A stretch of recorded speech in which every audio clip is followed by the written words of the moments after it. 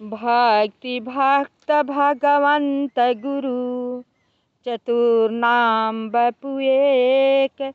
तिनके पद बंदन करूं नासे विघ्न अनेक। सिय मांडवी ऊर्मिला श्रुति कीरति बरबाम। चारु सुवन चारु रतन तुलसी करत प्रणाम। भाषा तुलसीदास कृत कथा करो अनुसार। आसन लीजय हृदय महु आया हूँ पवन कुमार। मंगल भवन अमंगल हारी द्रवहु सुदशरथ अजिर बिहारी। लोग कहते हैं कि काशी जी में जिसकी मृत्यु होती है उसकी मुक्ति बन जाती है, उसके पास यमराज नहीं आते हैं। तो ये बात आप सबको समझा देती हूँ कि बात सत्य है, हकीकत बात है कि काशी जी में मरने वाले के पास यमराज नहीं आते हैं। लेकिन ये भी बात सत्य है कि वो स्वर्ग के मनुष्य नहीं जाता है। जो पापी होता है वो स्वर्ग के नहीं जाता है। स्वर्ग जाना इतना आसान चीज़ नहीं है कि महापापी है तो क्या हुआ, काशी जी में उसकी मृत्यु हो गई तो वो स्वर्ग चला जाएगा। तो ये सब अपना दिमाग से आप सब निकाल दीजिएगा। काशी जी में रहने वाले एक पंडित थे, पंडा जिसे कहते पंडित थे।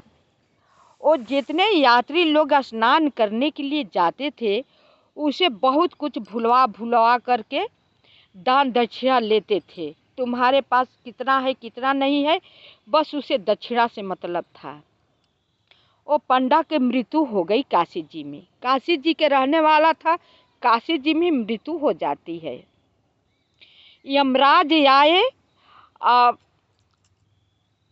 उसके ले जा करके घोर जंगल में, पहाड़ की कंदरा में, जहाँ पर कोई आता जाता ना हो, जहाँ पे चिड़िया चुड़ूं के बास न हो, वहाँ पर छोड़कर प्रेत वो बन गया। छोड़कर यमराज चले गए, स्वर्ग को नहीं ले गए। वो न स्वर्ग जाता है न नरक जाता है, प्रेत बन करके अपना पापों का प्रायश्चित करता है। इसी तरह वो अपना पापों का प्रायश्चित करता था। वो जहाँ जंगल के पास में रहता था सारा जानवर से खा करके रहित कर दिया था। एक बार क्या हुआ कि प्रयागराज में कुंभ लगा था। सब ऋषि मुनि लोग देवता सब स्वर्ग से आते हैं स्नान करने के लिए। सब स्नान करके 3 बजे भोर में स्नान करके जा रहे थे। देवता लोग के पत्नियां भी थी, वो भी स्नान करके जा रही थी।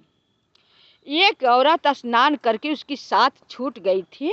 स्नान करते हुए अपने हाथ को डोलची लिए हुए अपना बाल को ऐसे झाड़ते हुए पानी को जा रही थी, ऊपर चढ़कर जा रही थी। उसका केस का बूंद जो है जल वो प्रेत के मुंह पर गुफा में पड़ जाता है। अब वो चिल्लाने लगता है, हे देवी, हे देवी, तुम कौन हो?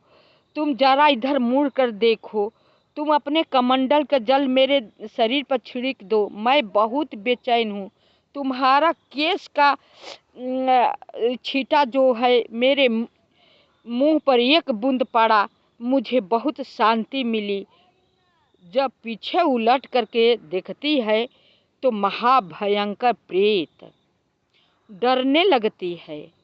कहता कि डरो मत, मैं तुझे कुछ नहीं करूँगा, तुम निश्चिंत रहो। ये तुम बताओ हे देवी कि तुम कौन हो?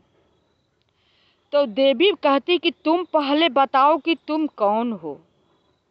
पहले ये बताओ कि तुम मुझे किस लिए बुलाया, रोका रास्ते में।